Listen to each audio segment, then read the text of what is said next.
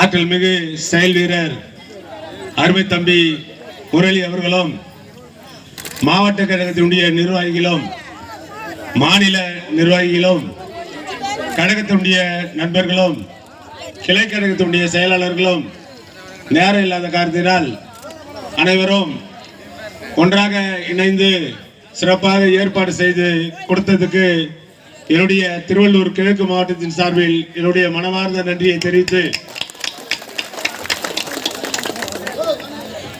நலத்திட்ட உதவி வழங்க இருக்கின்ற காரணத்தினால் அனைவரும் வரிசையாக நின்று நலத்திட்டத்தை வழங்கி செல்லுமாறு அன்போடு கேட்டுக்கொண்டு வாய்ப்புக்கு நன்றி கூறி விடைபெறுகிறேன். நன்றி, வணக்கம்.